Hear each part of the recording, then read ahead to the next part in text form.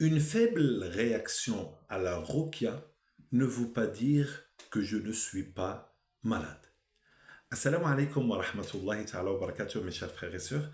J'ai vu aujourd'hui, parmi les questions qui se posaient au fil du chat et je n'ai pas pu répondre, une personne dire « Je n'ai pas de réaction, c'est Allah subhanahu wa ta'ala qui va me guérir ».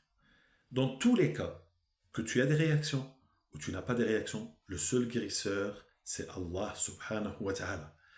Et le but principal, c'est de comprendre qu'est-ce que j'ai, de quoi je souffre. Et aujourd'hui, je vais parler précisément sur les réactions. Les malades, tous les malades, ils n'ont pas une même réaction. Il n'y a pas un qui a la même réaction que l'autre. Il y a des fois des ressemblances, mais chaque être humain a une réaction qui est différente d'un autre. Il y a, donc rapidement, il y a la possession totale, c'est-à-dire pendant la ruqya, le malade ne ressent plus rien, c'est-à-dire il n'est plus là, il est disparu, le corps il est là, mais autre chose réagit. Ça veut dire que c'est une possession complète. Le malade, même si tu le frappes, tu lui fais mal, il ne ressentira rien. D'accord ? Ça arrive de 1 à 5 fois pour cent. 1 à 5% des cas que j'ai rencontrés, ils peuvent réagir ainsi. Ensuite, la réaction qui arrive le plus souvent, c'est que le malade, il est présent, il réagit et il sait ce qui se passe. Et ça, c'est dans la plupart des cas. Et il ne peut pas intervenir. Ensuite, troisième catégorie, ce sont les gens qui réagissent et qui peuvent intervenir. C'est-à-dire qu'ils peuvent bloquer, stopper les réactions, les pleurs, etc. D'autres personnes, ils réagissent très très très peu ou ils ne réagissent pas du tout. Pourtant, il y a une maladie occulte. Alors, qu'est-ce qu'il faut faire ? Ce que je recommande pour ce genre de personnes, c'est de se soigner au moins les premières ruqya avec quelqu'un de spécialisé, quelqu'un qui connaît bien la ruqya, pas un raqi comme ça. Pourquoi ? Parce que si vous allez chez un raqi normal, qui ne connaît pas très bien, il va vous lire, il va voir que vous ne réagissez pas, il va vous dire « je suis juste dans la tête, c'est juste psychologique » et il va vous dire « voilà, c'est pas la ruqya qui va vous soigner ». D'accord. En fait, un raqi qui est bien, ou quelqu'un qui connaît bien ce travail, il va analyser non seulement les réactions, il va analyser tout ce qui est autour de vous, votre historique, votre diagnostic, qu'est-ce qui bloque, qu'est-ce qui ne bloque pas. Ensuite, donc ça c'est la première étape. Deuxième étape, c'est confirmer ou pas s'il y a un mal occulte et si la ruqya va suivre. Deuxième chose qu'il faut faire, c'est que pour ce genre de personnes, il faut créer une sorte de connexion entre le corps, l'esprit, l'âme et la ruqya. Il y a certaines personnes, c'est comme ça, il leur faut du temps, il faut des répétitions jusqu'à ce que cette connexion se crée. Et malheureusement, ça se crée très difficilement avec les audios, avec les vidéos, en direct. Et quand je parle de direct, que ce soit en visio ou bien sur place. Encore bien sûr, sur place, c'est encore mieux. Mais en visio, ça marche aussi. J'ai rencontré énormément de gens qu'ils ne réagissent pas avec les ruqya vidéo ou audio, mais sur place ou en visio, ça réagit. Et les réactions ont pour but de faire quoi ? Les réactions, ce sont des détecteurs. Parce que, c'est-à-dire pour les maladies normaux, on fait des analyses, on fait des traitements, on sait de quoi il s'agit, petit à petit. Tandis que pour les maladies occultes, c'est du monde invisible. C'est beaucoup de choses qui n'ont pas d'explication rationnelle. Et donc ces réactions, ils vont nous permettre de comprendre beaucoup de choses.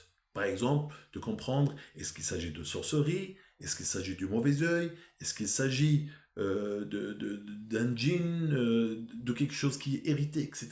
Les réactions nous aident beaucoup. C'est pour ça, le raqi, quand il récite, non seulement il récite pour faire réagir la personne, mais aussi pour regarder et voir quel type de réaction et qu'est-ce que ça pourrait signifier, sachant que le même malade peut avoir une progression de réaction. C'est-à-dire, il y a des moments où il va réagir beaucoup, il y a des moments où il va réagir peu, il y a des moments où il va réagir par les mains, il y a d'autres qui vont réagir par la tête, et ainsi de suite.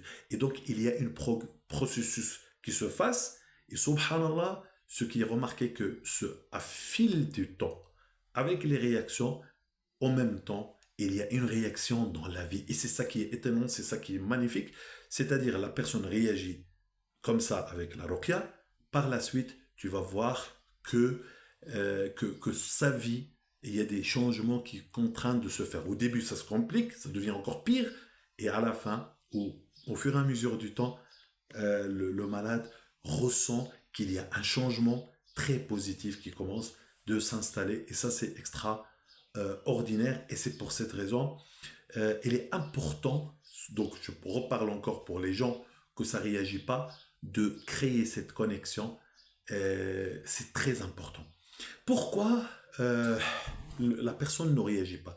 Alors, il peut y avoir beaucoup de facteurs.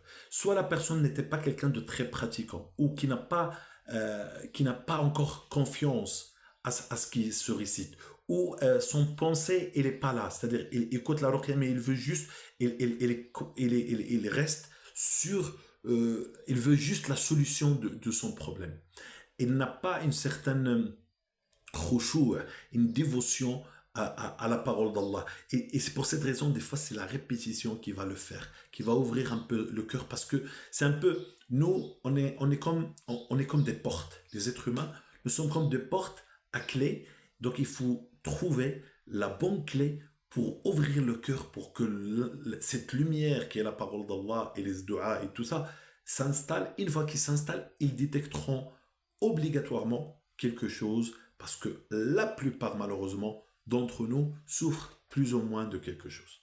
Même s'ils ne sont pas gravement malades, mais la plupart d'entre nous, parce que la ruqya, non seulement elle soigne les maladies, elle peut soigner aussi la tristesse, les faiblesses, l'hypocrisie, le comportement, etc., etc. Et donc, plus ou moins, nous avons tous besoin de ruqya, même quand on n'est pas malade. Et donc, c'est important de retrouver et créer cette connexion. Quand vous allez créer cette connexion, vos prières, vos lectures du Coran dans le futur, vos dhikr, tout cela va changer et votre vie va changer, parce que vous avez comme allumé quelque chose qui était éteinte en vous. C'est un peu comme une plante qui n'a pas été arrosée depuis longtemps, et tu commences de l'irriguer, de l'arroser, alors que tu ne sais pas est-ce qu'il va revivre ou pas. C'est un peu la même chose. Et c'est pour ça, le Coran, les paroles d'Allah, les dhikr, tout ça, ils sont là pour vivre, ou faire vivre l'être humain. Le prophète sallallahu alayhi wa sallam, il a dit مَثَلُ الَّذِي يَذْكُرُ رَبَّهُ وَالَّذِي لَا يَذْكُرُ رَبَّهُ كَمَثَلِ الْحَيِّ وَالْمَيِّتِ. L'exemple de celui qui fait dhikr, qui se rappelle de son Seigneur, et celui qui ne le fait pas, est comme celui qui est vivant et celui qui est mort. Et donc, il faut que vous considérez que quand vous écoutez le ruqya, ou quand vous récitez les dhikr, ou quand vous récitez le Coran, ou quand vous faites des invocations, que vous êtes en train de vous irriguer, et que peut-être il faut recommencer jusqu'à ce que vos racines, donc votre cœur, commencent d'absorber les paroles divines. Barakallahu fikum, un petit like, wassalamu alaikum.